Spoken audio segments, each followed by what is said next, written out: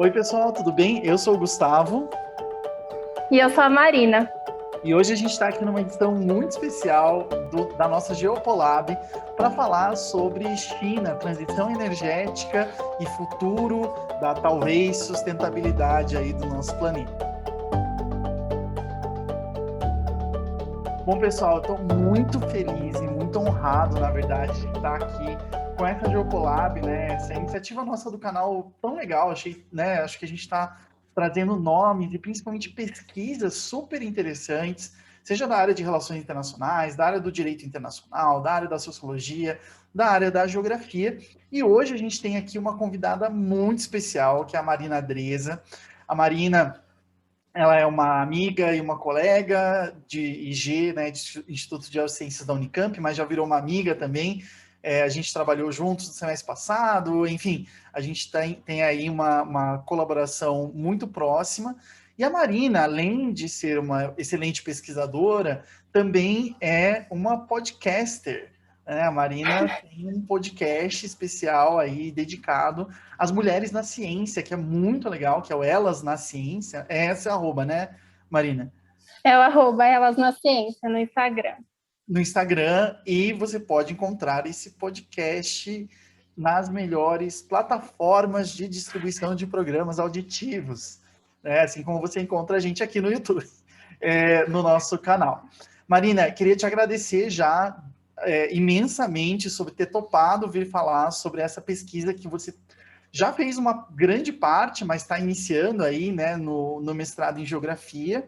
E eu queria, então, que você se apresentasse para o pessoal aqui do canal, né, falasse sobre a tua experiência e como raios, Marina, você parou na geografia, que não tem tradição nisso, estudando China. Né? A geografia brasileira ela tem uma produção fantástica, mas geralmente ela se dedica a problemas locais ou regionais, né? Internos ao Brasil.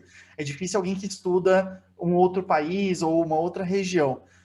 O que aconteceu com você? Como que foi essa construção do objeto de pesquisa, Marina? Tá bom. Gustavo, eu quero te agradecer pelo convite, assim, foi incrível participar. Esse canal foi o que me inspirou para criar o podcast. E, bom, eu não consigo olhar muito para a câmera, tá, gente? Então você já me perdoe, porque é muito difícil para eu olhar na câmera. Mas eu sempre gostei de China. Eu comecei a gostar da China no ensino médio, quando eu comecei a estudar mandarim. E Olha aí foi uma ligação muito forte que eu tive com o país, assim, eu não sei explicar o porquê, porque na época, né, era 2011, na época que eu comecei o ensino médio, no primeiro ano. Não era tão falado sobre China, sabe? Era uma coisa assim, nossa, você é esquisita de gostar de um país da Ásia, né? Igual o pessoal que gostava de mangá no Japão e tal. E a minha E geração aí, foi essa, do mangá.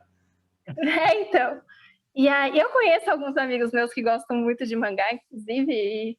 Bom, a cultura asiática é um novo olhar, né? Assim, a gente não pode olhar com o nosso olhar ocidental.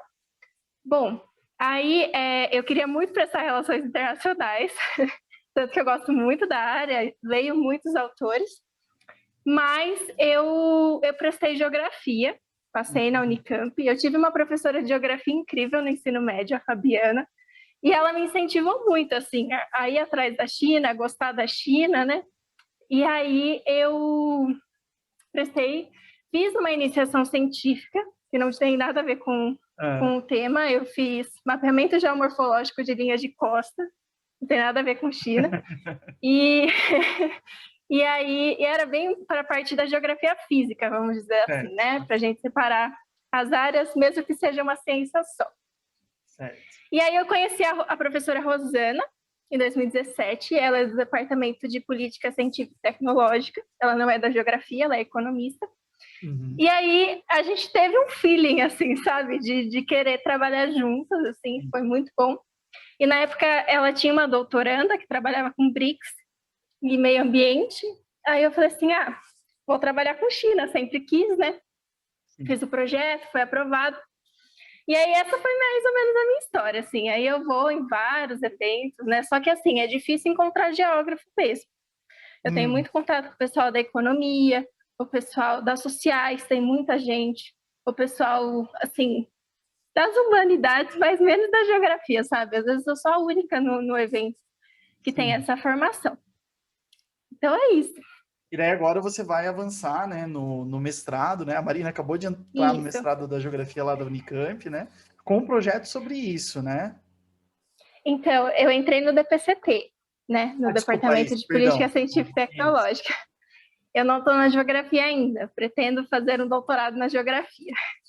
Mas eu vou dar continuidade no projeto que eu já fiz, na iniciação científica, né?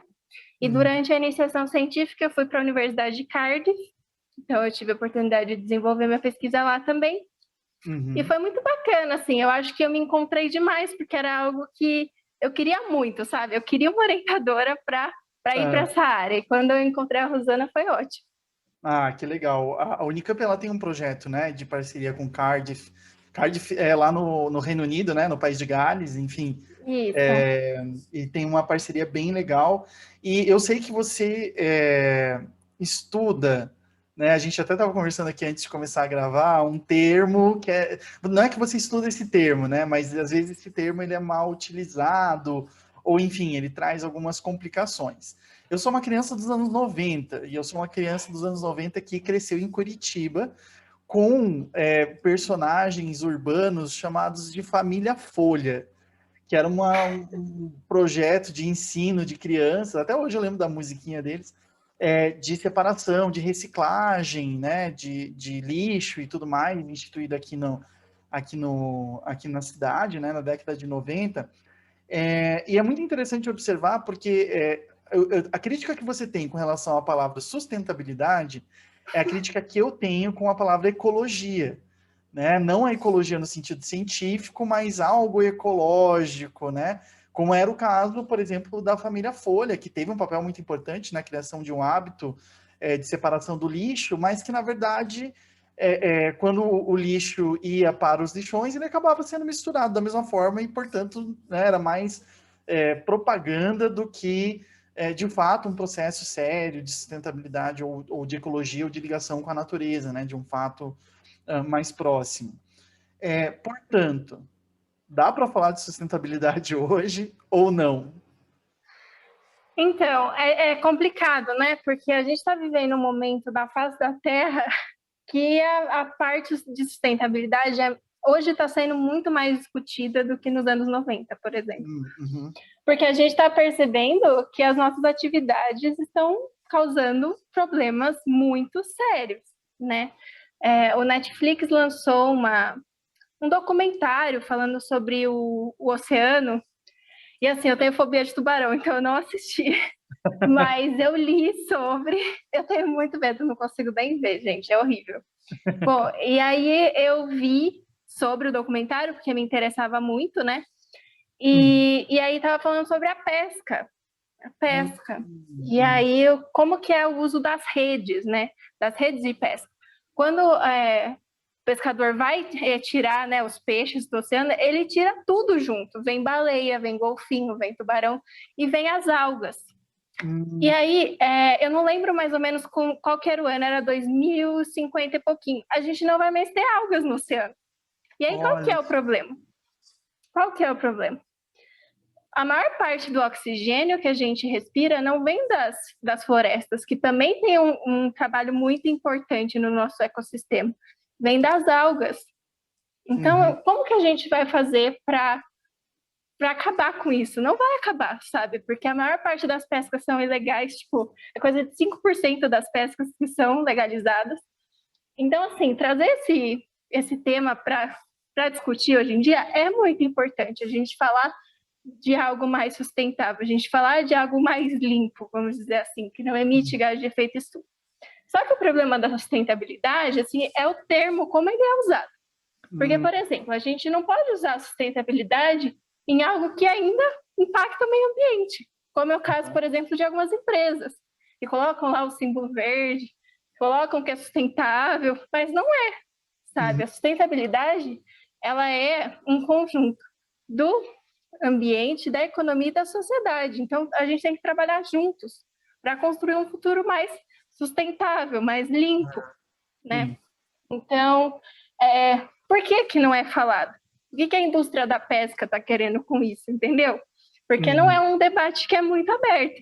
E aí a Netflix trouxe esse documentário que eu achei incrível, assim, não assisti por motivos maiores, mas eu achei, assim, tudo que eu fui procurar, porque é um tema que me interessa bastante também, né? Eu pude perceber, assim, é um absurdo, sabe? E aí o que está fazendo com as nossas florestas também, sabe? Porque a floresta, ela tem todo um ecossistema, sabe? Ela tem animais, ela tem plantas, e como que fica? Então, tipo, esse debate tem que vir para a sociedade, a gente tem que ter acesso a esse debate, mas com consciência, sabe? Com um olhar mais crítico, não só aceitando o que está vindo, sabe? Assim, e achando que está tudo certo, sabe? Então, eu acho que a sustentabilidade é algo importante, sim, lógico, mas a gente precisa ter um olhar crítico sobre isso. Não, legal. A gente vai colocar, inclusive, aqui na descrição o nome do documentário, certinho, ali da Netflix, que fala sobre isso, que é um debate muito interessante, né?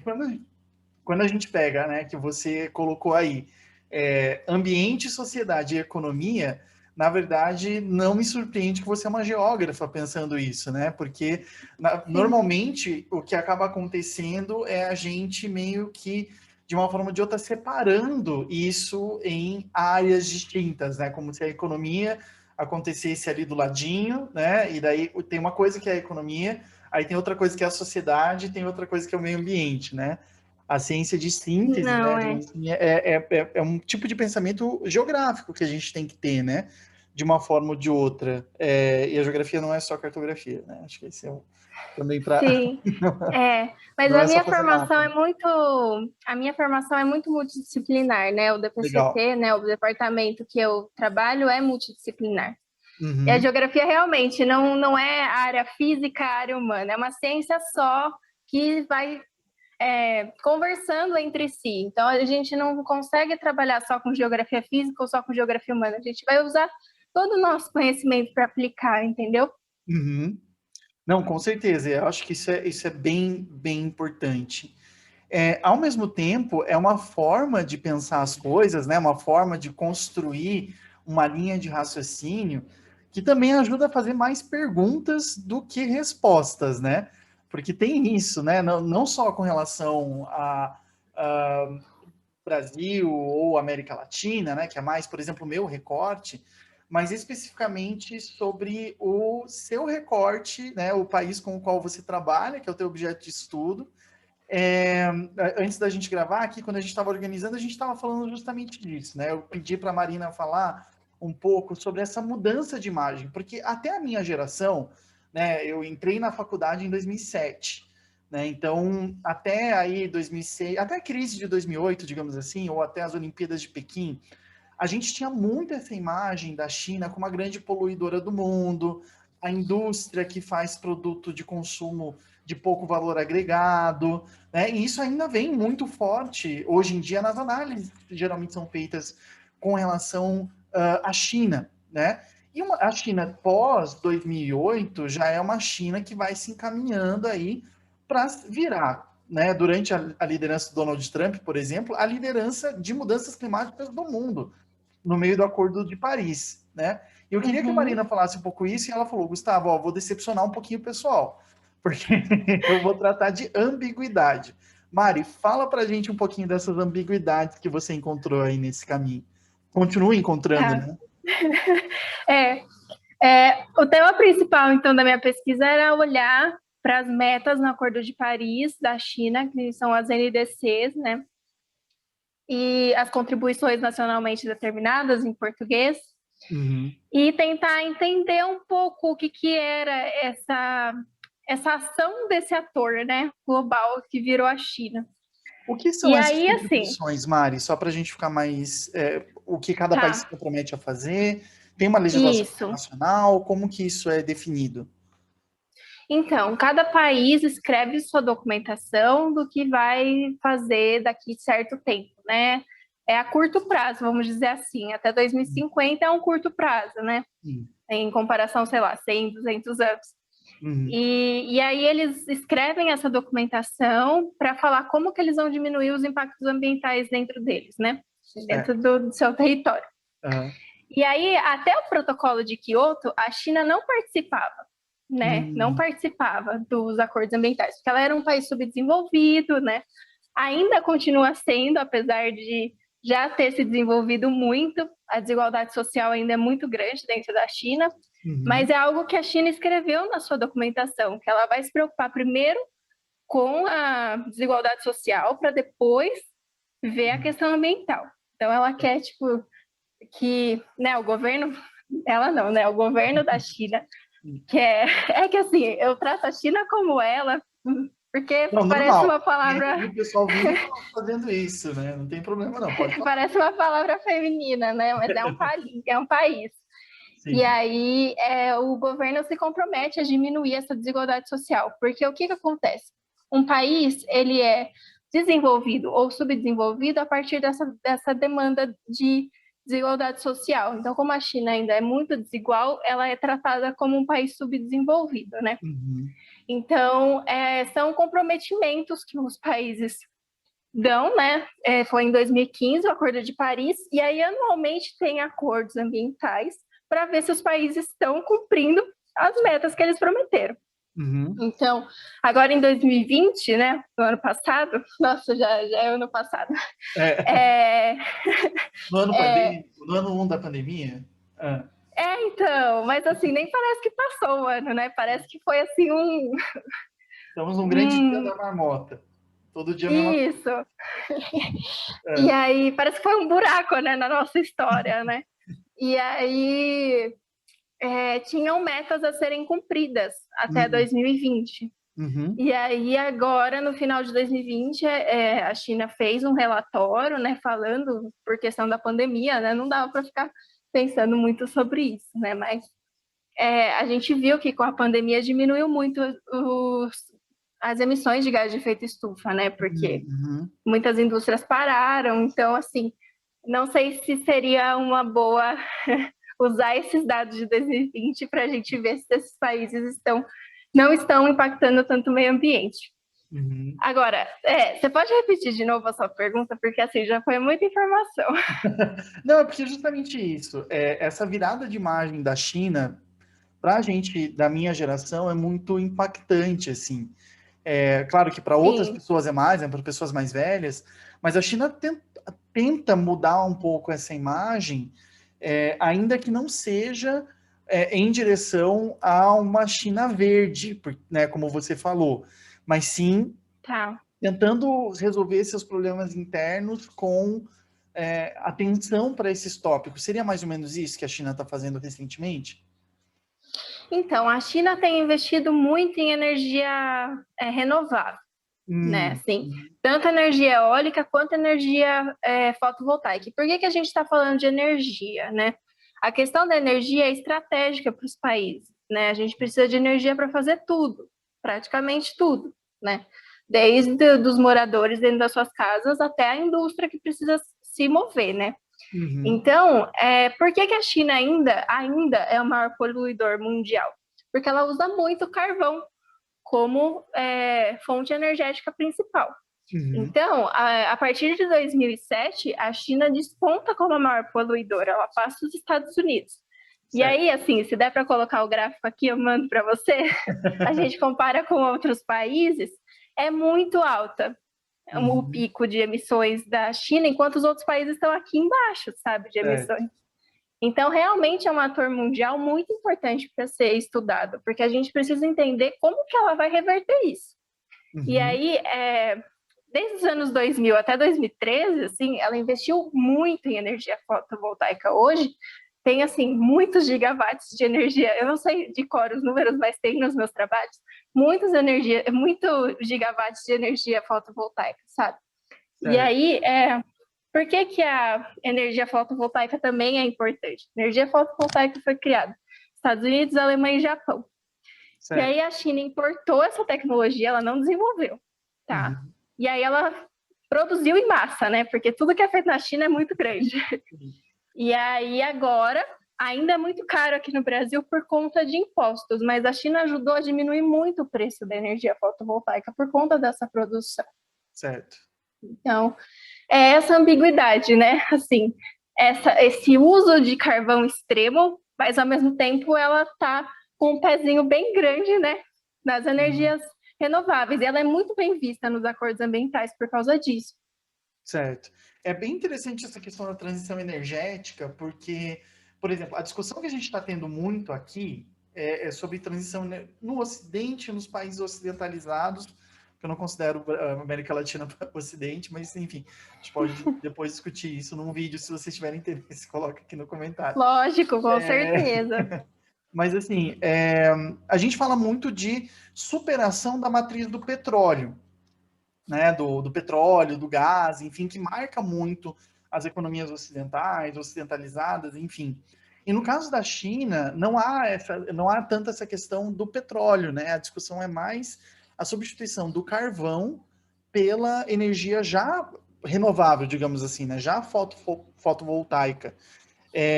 Como que você enxerga essa questão como resposta do governo chinês? Tem a ver porque é mais barato? Tem a ver porque é um momento histórico? Como que você enxerga isso?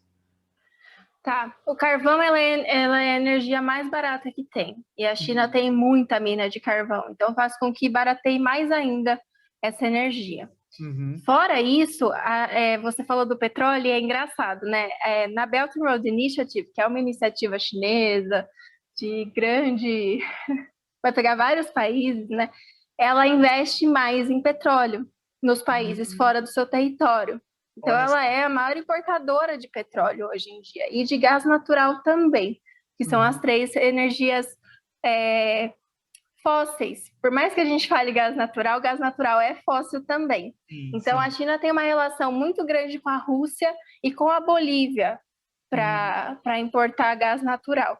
E o petróleo, assim, relações com países árabes, né? Muita relação com eles e com a Venezuela. Então, assim, América Latina, que é um termo que eu aprendi ontem que não é muito legal, com a professora Claudete, a América Latina está sendo o próximo alvo da China, né? Ela já investiu em muitos países africanos, na Europa, mas, assim, eu acredito que essa posição que a China está tomando ainda continua reforçando essa ideia de países desenvolvidos e subdesenvolvidos, porque nos países subdesenvolvidos ela vai atrás de recursos naturais e nos países desenvolvidos ela vai transformar em mercado consumidor. Não, isso é muito legal. Enfim, traz alguns questionamentos bem importantes, né, com relação à atuação da China. Eu não gosto muito desse termo neocolonialismo, neoimperialismo, enfim, mas acho que é bem interessante isso quando você aponta justamente que essa era uma informação que eu não tinha, por exemplo, que a China compra muito petróleo, muito gás de outros países, porque isso também permite que ela, claro, tem uma questão de emissões e tal, né, mas que ela possa mexer no seu território, alterar as relações ali de forma a diminuir emissão própria, ou, enfim, alterar a sua matriz energética, mas sem deixar de consumir esses produtos, né? Ou seja, que os investimentos governamentais, digamos assim, estejam mais focados nessas energias renováveis, mas não necessariamente alterando completamente a matriz energética, né? Mantendo essa lógica de extração dos recursos naturais de outros países, né? Sim. Muita gente fala justamente dessa presença chinesa aqui na América Latina. Eu sei que a tua pesquisa não é relacionada à América Latina, né? É mais interna lá da China, mas tendo em vista as demandas, né? Porque a gente sempre está meio que nessa, né? Ou seja, também se a gente não fornecer espaço para os chineses, eles vão na África ou na Ásia, né? No Azerbaijão, enfim, e lá eles têm uma boa fonte de gás natural, petróleo e tal. Como que você enxerga esse posicionamento dos países da América Latina com relação à China? Tá. Eu posso mudar só um pouquinho para falar do que eu já trabalhei para depois comparar com a América Latina, tá? Claro. No meu TCC, eu usei a Belt and Road Initiative como principal tema, e aí eu usei 3 países, os principais que recebem investimento de energia de carvão: Vietnã, Indonésia e Índia. Ah, olha só. Então, a China ainda exporta muita tecnologia de carvão. Muita. Porque é a tecnologia que ela detém. Então, o que ela vai fazer? Ela vai exportar. E aí, na Indonésia, foi muito engraçado, porque é difícil achar essas informações. Eu tive que ir atrás de jornal local, sabe? Assim, para pelo menos ter alguma fonte para conseguir debater. Na Indonésia, a China vai investir em lugares mais pobres a energia de carvão. Por quê? Porque aquela região precisa desenvolver de alguma forma. Então, eles aceitam isso. E aí, o que acontece?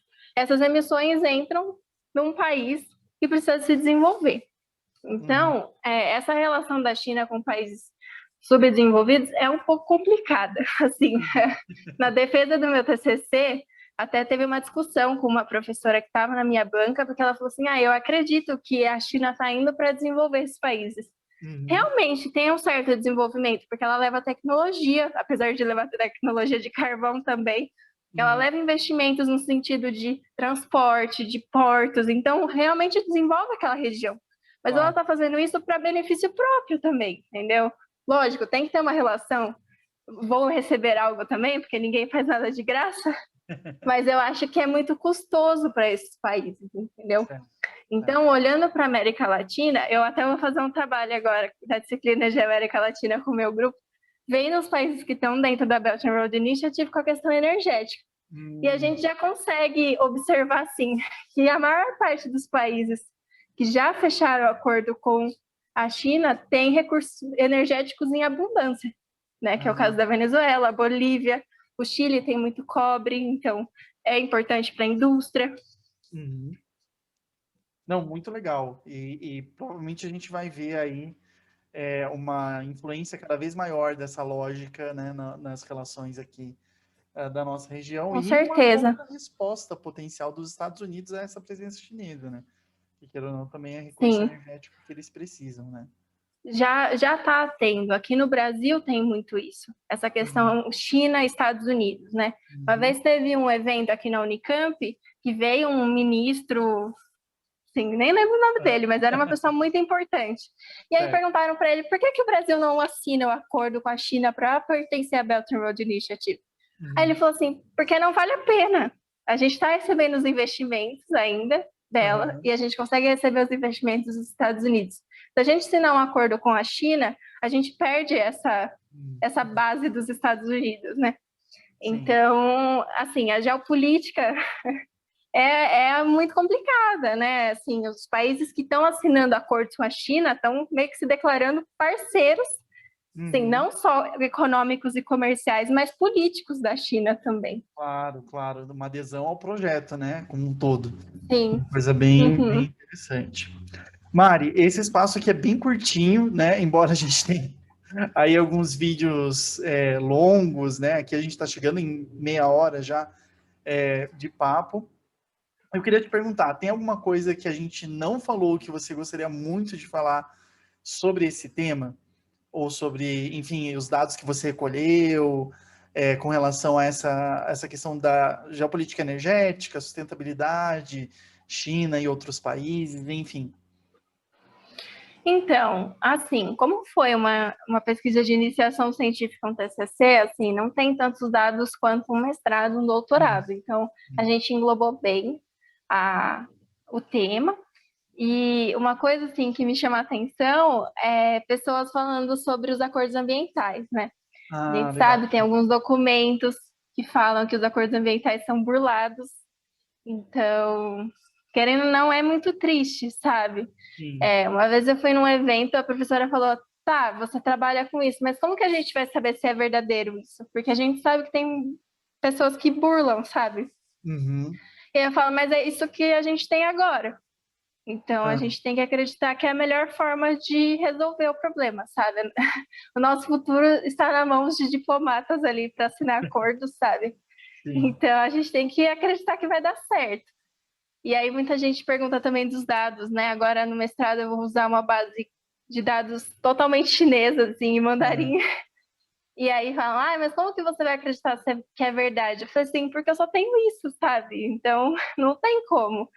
estudar a China, assim, é maravilhoso. Eu adoro. Não que eu seja a favor, né, da China, da forma política e o restante, mas eu gosto muito. Então, se alguém estiver assistindo agora e quiser estudar sobre China, realmente estude, vale a pena, sabe? Porque poucas pessoas no Brasil ainda sabem sobre China. E lá na China tem uma universidade toda para estudar sobre o Brasil, sabe? Sim, sim. A professora Claudete fala muito isso, né? A gente tem ótimos centros de estudos latino-americanos fora da América Latina. Precisa estudar, né, Sim, essas regiões, enfim, e esses processos. Mari, eu queria te sim. agradecer muito a tua participação aqui. A gente acabou que foi super rapidinho, né, a nossa conversa aqui, porque a gente também fala rápido.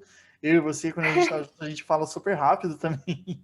E tratamos de bastante coisa aqui. Queria te agradecer muito e perguntar como que o pessoal pode te encontrar, se quiser falar com você. Eu já falei do teu podcast, mas pode falar aí de novo, como que vocês estão fazendo Tá. e como que o pessoal pode te encontrar. Olha, meu Instagram é fechado. Então, assim, se uma pessoa muito diferente pedir para me seguir, talvez eu não aceite. Então, pode entrar em contato por e-mail. Vai deixar meu e-mail aqui. Se vocês quiserem assistir, ouvir o nosso podcast, é só entrar no Instagram também, que vai estar aqui embaixo. E também, assim, se vocês precisarem realmente falar direto comigo, pode falar com o Gustavo, eu aceito, não tem problema nenhum. E eu sou uma pessoa muito aberta, tá, gente? Assim, qualquer coisa que vocês precisarem saber sobre China, sobre base de dados, sobre fontes e referências bibliográficas, pode entrar em contato comigo, tá? Tem muita coisa para ser estudada sobre China, não é só a parte ambiental, assim, mas é a parte que está mais em alta agora, né? Mas é isso, gente. Agradeço muito, Gustavo. Foi uma oportunidade assim maravilhosa estar aqui, né? Porque já vieram pessoas tão importantes aqui, então eu participar assim me deixou muito honrada e muito feliz. E Mas eu te desejo sucesso para o seu canal e parabéns, né, para todo mundo que trabalha aqui. obrigado, obrigado, Mari. Não, a gente que fica honrado de ter a tua presença, né? Acho que também é um compromisso, né, que a gente tem de que, enfim, as pesquisas que vão sendo feitas, elas, claro, elas têm uma certa hierarquia metodológica, né, de tese, dissertação, TCC, mas os pesquisadores não, né? Então a gente acredita também nessa democratização do conhecimento também, né, produzido por pessoas na graduação e tal. Então a gente está tentando aí fazer a nossa parte. Gente, é isso aí, obrigado, viu? Foi muito legal, aprendi muito nesse vídeo. E a gente se encontra, então, na semana que vem. Até depois, pessoal.